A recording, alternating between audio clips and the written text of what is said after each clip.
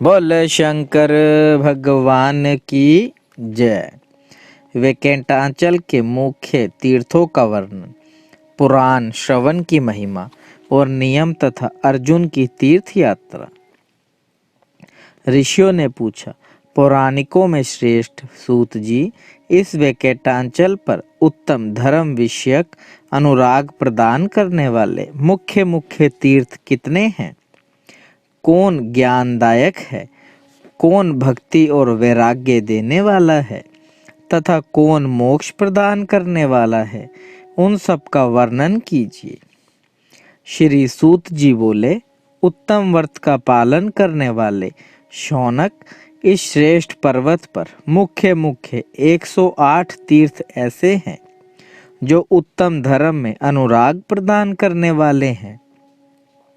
इन 108 तीर्थों में 60 तीर्थ भक्ति और वैराग्य देने वाले हैं और इस वेंकटाचल के शिखर पर 6 तीर्थ मुक्तिदायक माने गए हैं, जिनके नाम इस प्रकार हैं: स्वामी पुष्करनी, आकाशगंगा, पाप विनाशन, पांडु तीर्थ, कुमारधारिका तीर्थ और तुम्बु तीर्थ।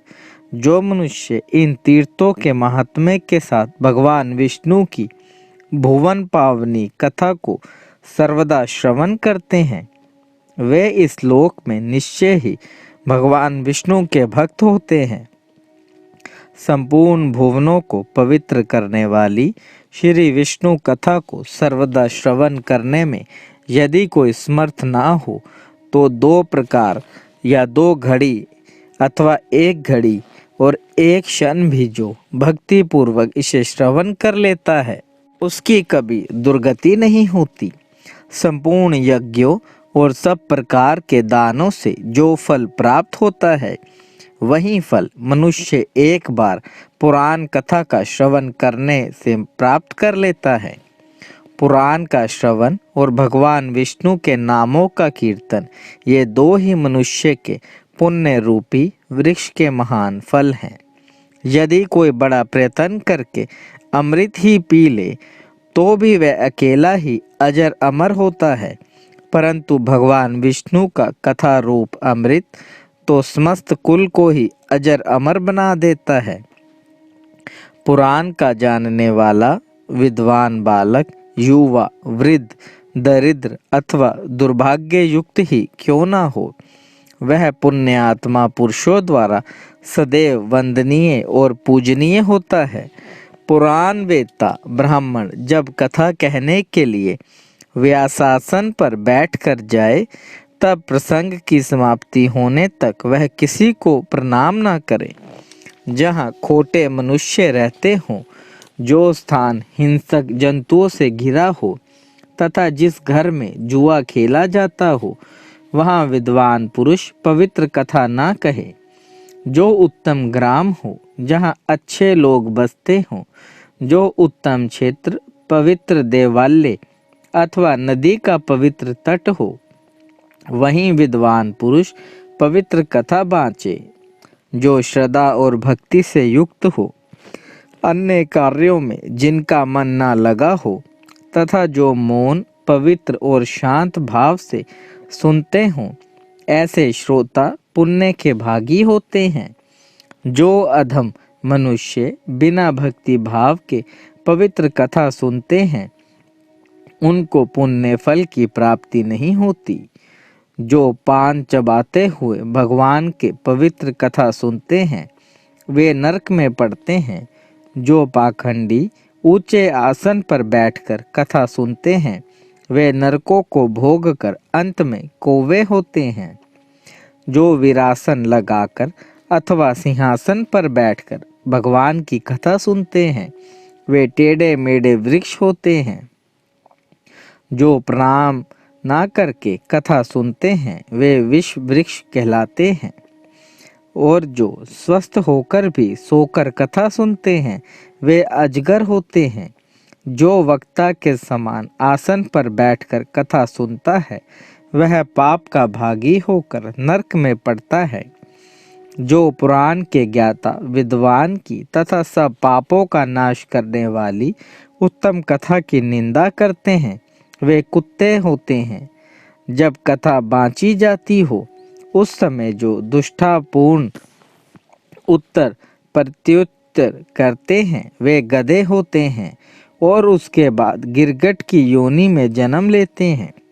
जो कथा होते समय उसमें विघ्न डालते हैं वे करोड़ों वर्षों तक नरक भोग कर अंत में ग्राम सूकर होते हैं। जो नरश्रेष्ठ पुराण वेता विद्वान के बैठने के लिए कंबल, मृग चम्र, वस्त्र तथा चौकी देते हैं वे स्वर्ग लोक में जाकर मनोवांछित भोगों का उपभोग ब्रह्मादि देवताओं के लोकों में स्थित होते और निरामय पद को प्राप्त हो जाते हैं।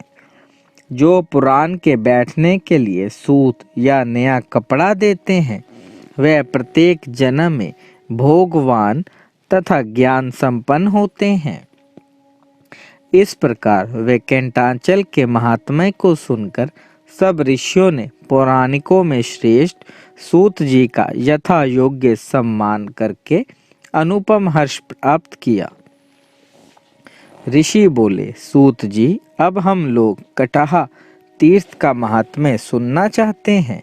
सूत जी बोले, विप्रवरो कटाह तीर्थ सब लोकों में प्रसिद्ध है। वह सब प्रकार की संपत्तियों को देने वाला, शुद्ध तथा सब पापों का नाश करने वाला है। उससे दुस्वप्नों का नाश हो जाता है। वह महापातकों का नाश करने वाला, बड़े बड़े विघ्नों का निवारण करने वाला तथा मनुष्यों को परम शांति देने वाला है। कटाह तीर्थ स्मरण करने मात्र से सब पापों का संहार कर देता है।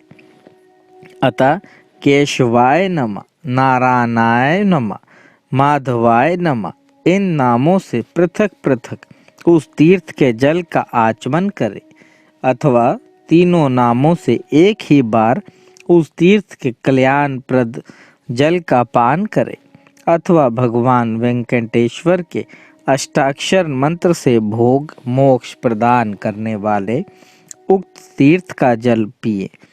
पहले यह प्रार्थना करे कि हे तीर्थवर, जन्मांतर में किए हुए मेरे महापाप का शीघ्र नाश करो। उसके बाद मोक्ष मार्ग के एकमात्र साधन कटाह तीर्थ के जल का नित्य पान करे।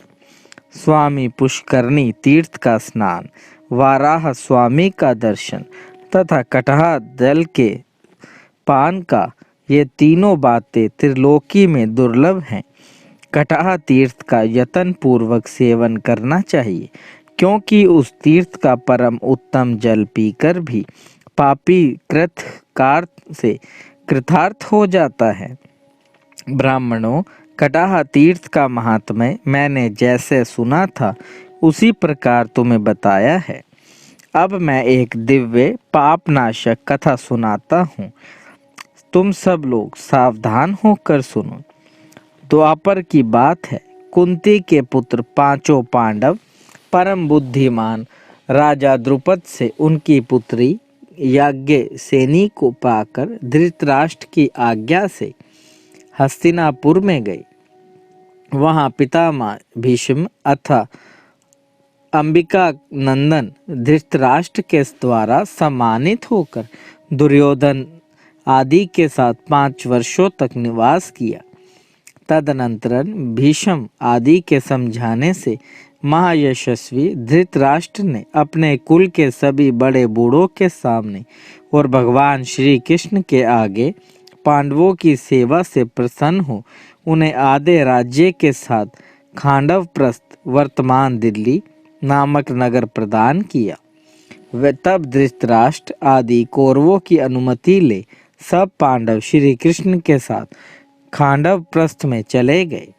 वहां विश्वकर्मा से सुरक्षित इंद्रप्रस्थ नामक पुर में रहते हुए भाइयों सहित युधिष्ठिर ने पृथ्वी का पालन किया। भगवान श्री कृष्ण के द्वार पर चले जाने से धर्म के जानने वाले कुंती पुत्रों ने नारद जी के उपदेश से द्रौपदी के विषय में यह प्रतिज्ञा की कि द्रौपदी क्रमशः एक एक वर्ष एक एक पांडव के घर में निवास करेगी।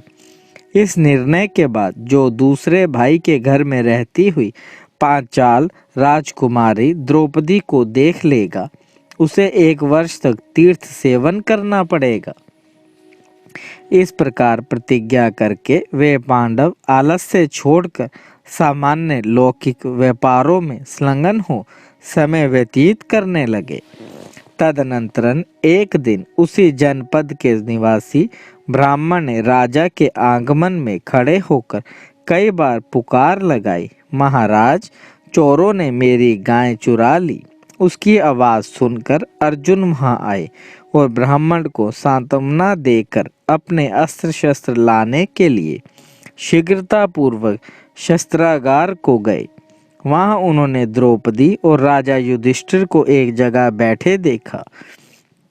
इस विषय में की हुई प्रतिज्ञा को जानते हुए भी उन्होंने वहां से धनुष और बाण ले लिया और युद्ध में लुटेरों को मारकर ब्राह्मण की गाय लौटा ली।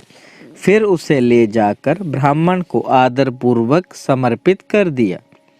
तत्पश्चात अर्जुन ने धर्मनंदन युधिष्ठिर को सूचित किया कि मेरे द्वारा प्रतिज्ञा का उल्लंघन हुआ है, इसलिए मुझे तीर्थ यात्रा करनी चाहिए।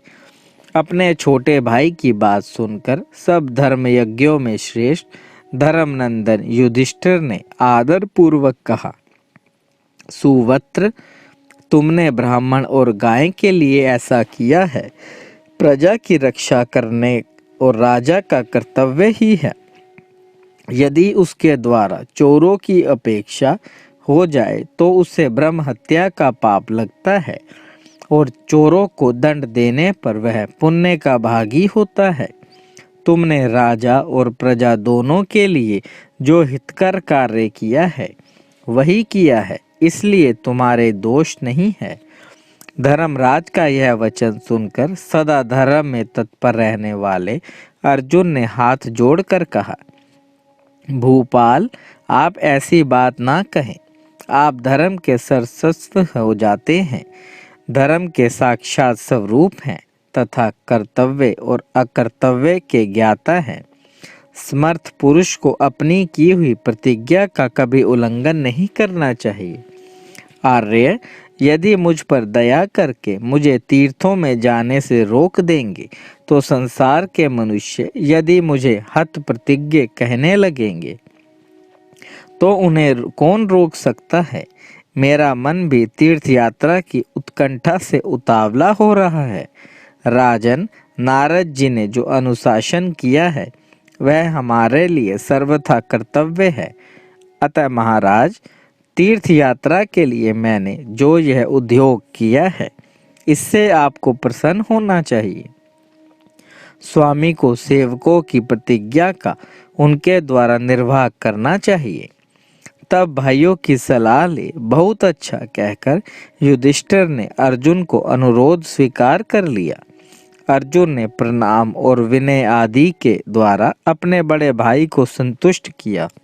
फिर यथा योग्य भीमसेन आदि बंधुओं से भी विदा ले ब्राह्मणों से सशित्व वाचन कराकर अर्जुन ने वहां से यात्रा की। राजकुमार अर्जुन ने पहले गंगा नदी के तट पर पहुंचकर उसी के किनारे किनारे निकटवर्ती मार्ग से जाते हुए हरिद्वार, प्रयाग और काशी आदि तीर्थों का सेवन किया और अन्य तीर्थों का दर्शन करते हुए वे ऊंची ऊंची तरंगों से लहराते हुए दक्षिण समुद्र तक जा पहुँचे। फिर परम पवित्र महानदी, प्रसिद्ध पुरुषोत्तम तीर्थ और सिंहाचल का दर्शन करके उन्होंने अपने को कृतकृत्य माना। तत्पश्चात अर्जुन ने समस्त पातक समूह का विनाश करने के कारण अतिशय गौरव को प्राप्त हुई पुण्यमय गोदावरी नदी का दर्शन किया। उसके जल से विधि पूर्वक स्नान करके वे मलापह नदी के तट पर गए। उसके दर्शन से उन्हें बड़ी प्रसन्नता हुई। उसके बाद वे सरिताओं में श्रेष्ठ कृष्णवेणी नदी के समीप जा पहुँचे। और भगवान शंकर के निवास स्थान श्री पर्वत का दर्शन किया। फिर पिनाकिनी नदी को पार करके देवताओं और ऋषियों द्वारा सेवित वैकुंठाचल पर्वत का दर्शन किया, जो भगवान नारायण का प्रिय निवास है। उस पर्वत के शिखर पर स्थित संपूर्ण लोकों के एकमात्र स्वामी सुप्रसिद्ध भगवान श्री हरि का अर्जुन ने कल्याण की सिद्धि के लिए भक्ति पूर्वक पूजन किया। तदनंतर महापर्वत वैकुंठाचल के शिखर से उतरकर उन्होंने सिद्धों और मुनियों के समुदाय से सेवित स्वर्णमुखरी नाम वाली नदी का दर्शन किया, जिसे मुनिवर अगस्त्य जी यहाँ ले आए थे। अर्जुन का कालहस्तेश्वर के समीप भरद्वाज के आश्रम पर जाना और भरद्वाज जी के द्वारा अगस्त्य जी के प्रभाव का वर्णन। सूत जी कहते हैं, इस प्रकार सब तीर्थों का दर्शन करके आए हुए अर्जुन के मन में महानदी स्वर्णमुखरी ने कई गुना आनंद बढ़ा दिया। उस नदी के पूर्व तट पर अर्जुन ने एक ऊंचा पर्वत देखा, जो कालहस्ती के नाम से प्रसिद्ध है। उस महानदी में स्नान करके वे पर्वत के शिखर पर गए और वहां देव पूजित कालहस्तेश्वर नामक महादेव जी का दर्शन किया। पार्वती के साथ महादेव जी का भक्ति युक्त चित्त से पूजन करके वह कृतार्थ हो गए। तदनंतर अर्जुन वहां के अभूतपूर्व पदार्थों का दर्शन करने के लिए उस पर्वत पर विचरने लगे। वहां पर्वतीय शिखरों पर एकांत प्रदेश में उन्होंने शिवजी जी के ध्यान में तत्पर हुए अनेकानेक दिव्य योगियों का दर्शन किया। साथ ही इंद्रियों को संयम में रखने वाले अनेकों शांत मुनियों को भी देखा। उनमें कोई तो निराहार रहते थे, कोई वायु पीते थे, कोई पत्ते चबाते थे और कोई सूर्य की धूप के ही आहार पर निर्वाह करते थे। उसके बाद उस पर्वत के दक्षिण भाग में घूमते हुए महर्षि भरद्वाज का पवित्र आश्रम देखा, जो सब प्रकार की लक्ष्मी से सुशोभित था। कौतुका तो वह एकमात्र स्थान था। सिंह, हाथी, व्याघ्र, चीता, रुरु, रंकू तथा अन्य मृगों से भरा हुआ था और वे सभी जीव आपस का सहज वैर भुलाकर एक दूसरे का हित साधन करते थे। उस आश्रम को देखकर पांडुनंदन अर्जुन ने तपस्वियों के प्रभाव की प्रशंसा की। अनेक श्रेष्ठ ब्राह्मण उस यात्रा में अर्जुन के साथ थे। उन सभी मित्रों के साथ उन्होंने आश्रम में प्रवेश किया और अपने सामने ही अनेक मुनियों से घिरे हुए प्रज्वलित अग्नि के समान तेजस्वी भरद्वाज जी को बैठे देखा। उनके सब अंगों में भस्म लगा हुआ था और कंधे पर मृग चम्र का उत्तरीय शोभा पा रहा था। इससे वे नूतन श्याम मेघ से आच्छादित कैलाश की भांति सुशोभित हो रहे थे। स्वर्ण के समान पीले रंग की लंबी जटाओं से प्रकाशमान थे। उन्हें देखकर ऐसा जान पड़ता था मानो श्रुति, स्मृति और पुराणों के अर्थों की एक भूति होकर मुनि का शरीर धारण कर लिया हो। वे दिव्य ज्ञान के शुभ आश्रय थे। घृति, शांति, दया, तुष्टि और शांति आदि सद्गुण नित्य उनकी सेवा में रहते थे। वे अखंड ब्रह्म तेज से देदीप्यमान हो रहे थे। अर्जुन ने धीरे धीरे निकट जाकर मुनि के चरणाविंदों के आगे पृथ्वी पर गिरकर साष्टांगन प्रणाम किया। अपने आश्रम में आए हुए कुंती नंदन अर्जुन को मुनि ने स्वयं उठाकर अभ्युदय का आशीर्वाद दिया। उस समय उनका चित्त हर्षोल्लास से परिपूर्ण था। यथा योग्य अर्घ आदि प्रस्तुत करने के पश्चात मुनि ने अपने प्रति अतिथि का सत्कार किया और एक आसन की ओर संकेत करके उन्हें उस पर बिठाया। जब वे सब बैठ गए तब उनसे स्वास्थ्य संबंधी कुशल प्रश्न किया। तदनंतरन अर्जुन भोजन करके तपोनिधि भरद्वाज मुनि के समीप ही बैठे और कथा सुनने के कौतूहल से दिन का शेष भाग वहीं व्यतीत किया।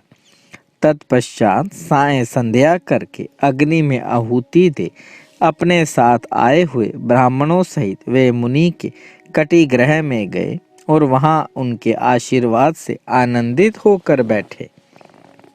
उस समय स्वर्णमुखरी नदी के शीतल जल को छूकर चलने वाली ठंडी वायु से अर्जुन को बड़ा हर्ष प्राप्त हो रहा था। सूत जी कहते हैं, अर्जुन ने सुखपूर्वक बैठे हुए भरद्वाज मुनि को प्रणाम करके विनय पूर्वक यह गंभीर वचन कहा। मुनि श्रेष्ठ, इस संसार में एकमात्र मैं ही धन्य हूँ जिसका आपने अपने पुत्र के समान भली भांति आदर किया है।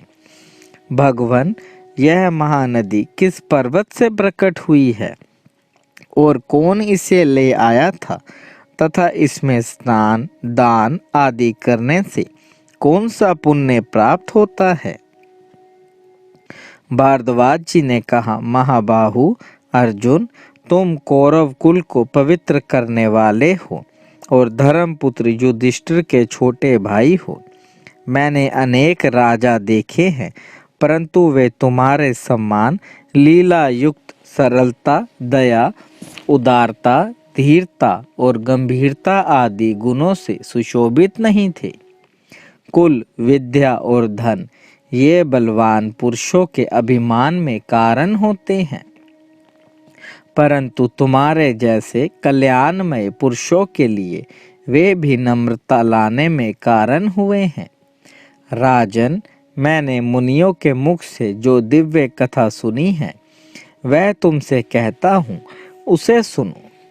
पूर्व काल की बात है, दक्ष कुमारी सती अपने पिता से अपमानित हो शरीर त्याग कर हिमालय की पुत्री के रूप में उत्पन्न हुई। फिर सप्तऋषियों ने आकर जब प्रार्थना की तब गिरिराज हिमालय विवाह के समय अपनी पुत्री भगवान शंकर को देने को उद्यत हुए। उसके बाद जगदीश्वर शिव पार्वती को ब्याह लाने के लिए हिमालय के निवास स्थान पर गए। उस समय स्थावर जंगम आदि प्राणी भगवान शिव के मंगलमय विवाह का अभिनंदन करने के लिए वहां उपस्थित हुए। उन सब के भारी भर से उत्तर की भूमि नीची हो गई और दक्षिण की भूमि भार ना होने से अत्यंत हल्केपन के कारण ऊंची हो गई। इससे सबको बड़ा भय हुआ।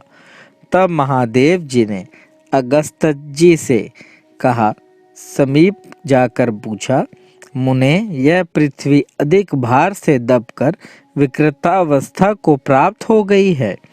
तुम ही इसको बराबर करने में समर्थ हो, अतः मेरे कहने से इस पृथ्वी को बराबर करो। तब बहुत अच्छा कहकर भगवान शिव को प्रणाम करके अगस्त्य जी दक्षिण दिशा में चले गए। विंध्यागिरी को लांघ कर अगस्त्य जी के दक्षिण दिशा में जाते ही पृथ्वी समभाव को प्राप्त हो गई। तदनंतरन अगस्त्य जी ने आगे जाकर किसी ऊंचे पर्वत को देखा जो अपनी फैली हुई घाटियों से पृथ्वी को धारण करके स्थित था। वे धीरे धीरे उस पर्वत पर चढ़ गए और उसके मनोहर शिखर की सुरमय स्थली में रहने वाले का विचार किया। वहां अमृत के समान जल से भरा हुआ एक सरोवर था जिसमें पद्म और उत्पल आदि फूलों की शोभा फैली हुई थी। उसके चारों ओर बहुत से वृक्ष लगे थे। अगस्त्य जी ने उसी सरोवर के उत्तर पर एक मनोहर भूभाग में उत्तम आश्रम बनाकर तथा पितरों, देवताओं, ऋषियों और वास्तुदेव का विधि पूर्वक पूजन करके मुनि समुदाय के साथ उसमें दीर्घ काल तक निवास किया। तपस्या में मन की वृत्तियों को लगाकर वहां के तपोवन में जब अगस्त्य मुनि रहने लगे तब वह उत्तम सौभाग्य से सुशोभित होकर उस पर्वत पर अगस्ती शेल के नाम से प्रसिद्ध हुए। महर्षि अगस्त्य की तपस्या से स्वर्णमुखरी नदी का प्रादुर्भाव और उसका महात्म्य। भारद्वाज जी कहते हैं, एक दिन मुनिवर अगस्त्य जी पूर्वाहन काल का नित्य नियम पूरा करके भगवान शिव की आराधना करने के लिए देव मंदिर में गए। उसी समय आकाशवाणी हुई, मुने, यह प्रदेश नदी से हीन है, अतः ज्ञान विज्ञान से रहित केवल शरीरधारी ब्राह्मण की भांति दक्षिणाहीन दीक्षा और चांदनी शून्य रात्रि के समान शोभा नहीं पाता है।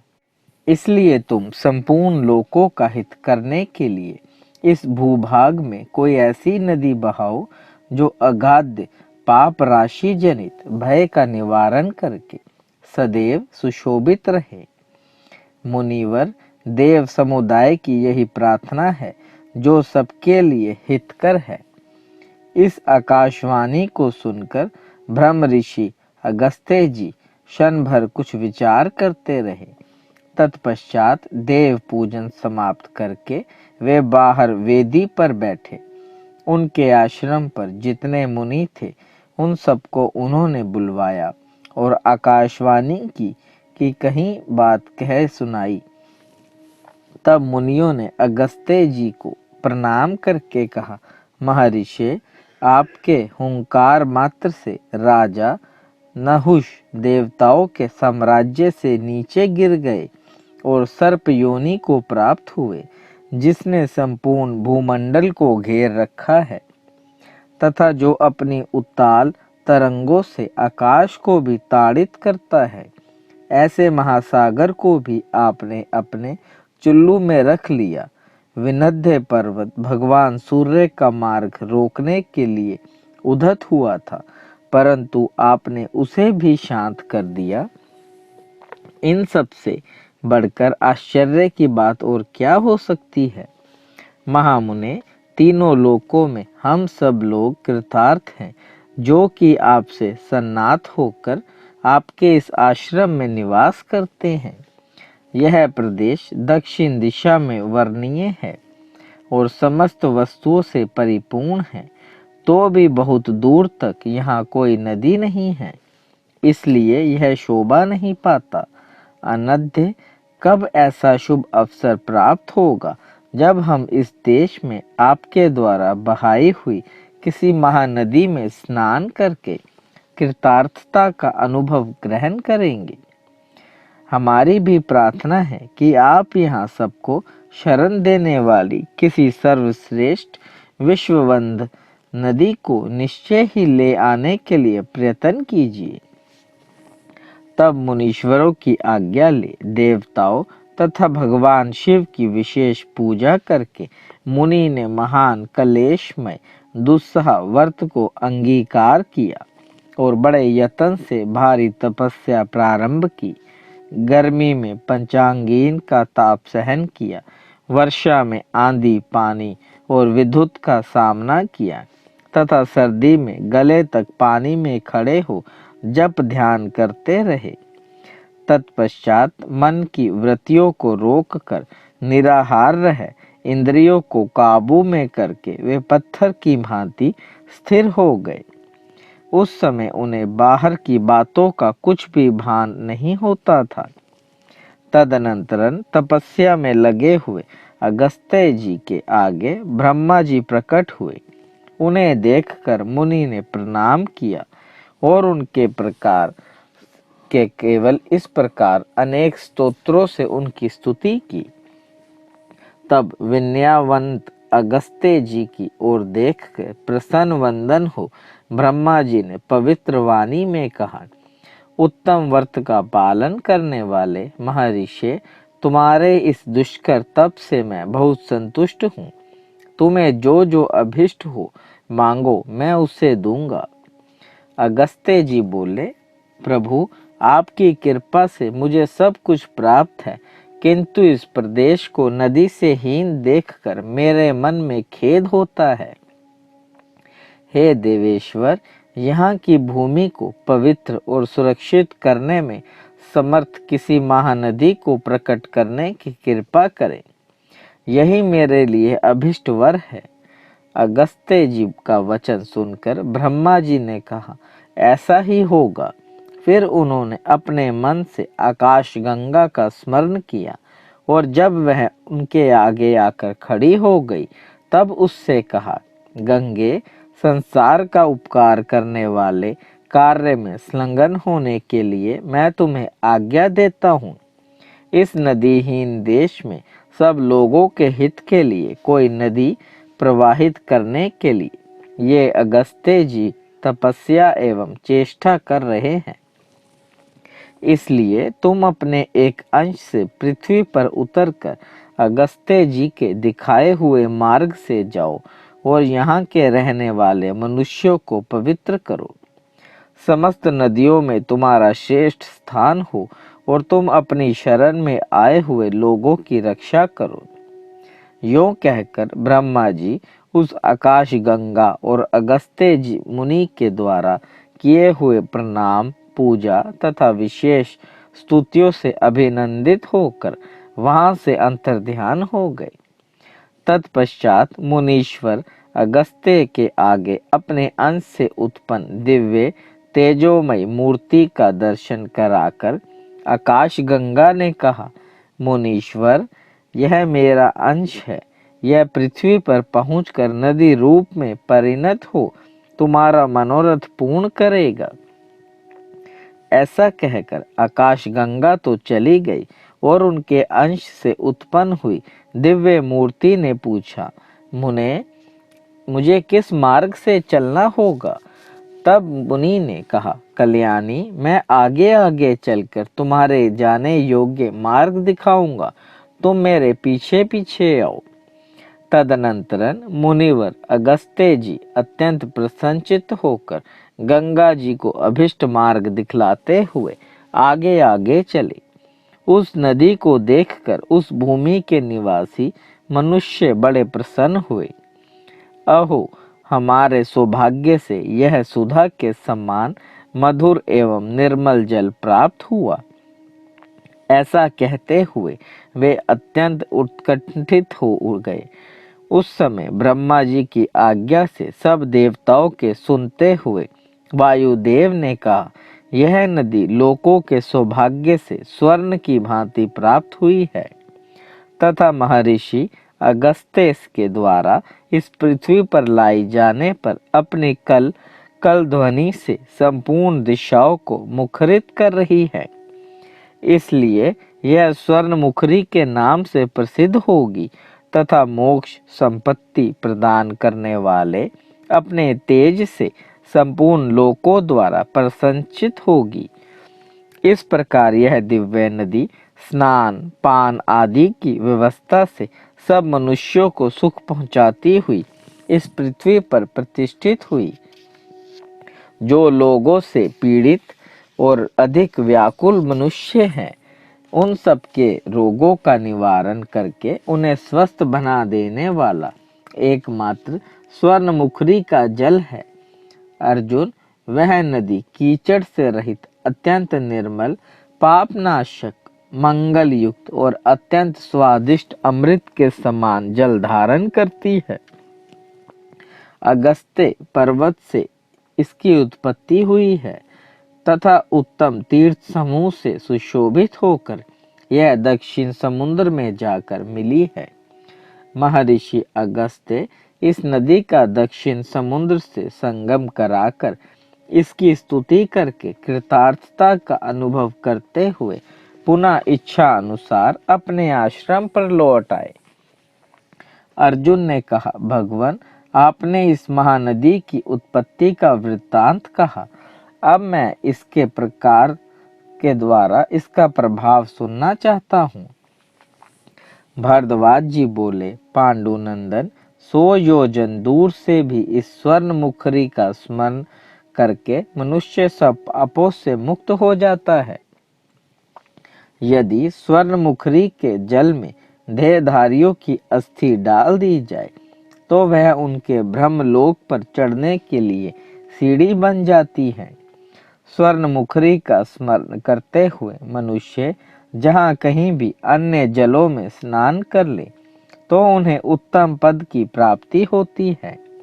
इंद्र आदि देवता स्वर्ण मुखरी नदी में स्नान करने के लिए ललचाए हुए चित्त से मनुष्य शरीर को ही प्राप्त करना चाहते हैं। यदि तोला भर भी स्वर्ण मुखरी नदी का जल पी लिया जाए तो वह देहधारियों के पर्वत समान पापों का भी शीघ्र नाश कर देता है।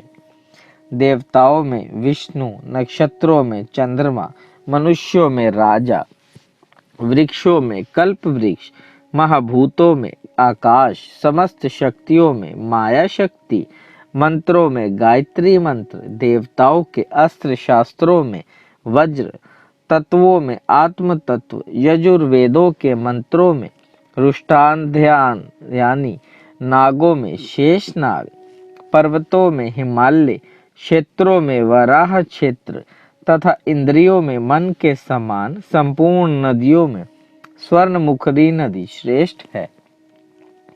अगस्त्य पर्वत से प्रकट हो दक्षिण समुद्र में मिलने वाली और सब पापों का नाश करने वाली तुम स्वर्ण मुखरी नदी की मैं शरण लेता हूँ।